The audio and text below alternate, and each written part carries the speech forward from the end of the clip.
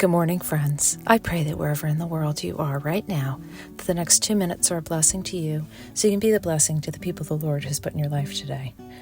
So, I had just the most encouraging morning this morning. I was talking with a friend, and she was telling me about how she had gone to church this past Sunday and heard a sermon on resting in the Lord and making sure to honor Sundays as the day of rest. And she had been planning on doing a ton of work when she got home. And anyway, she's like, I couldn't in good conscience listen to this sermon and then not do it. It was so difficult, not to go ahead and do the work that was piling up. And but she's like, I just felt like God quietly told me not to do this.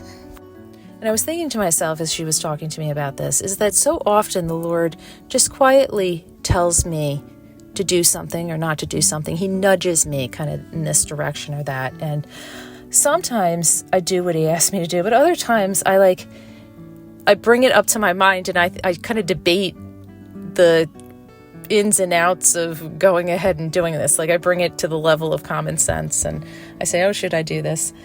And I was reminded in my readings this morning that, because it was on this passage in John, that's actually Jesus' first miracle. It's the miracle of him turning the water into wine. And this is a statement that his mother says, is that she tells the servants to do whatever Jesus tells them to do. And then he proceeds to tell them how to make the water into wine for the wedding feast. And the devotional was talking about how often we debate and we don't just do, but what we're actually called to do is to obey the Lord and whatever he calls us to do.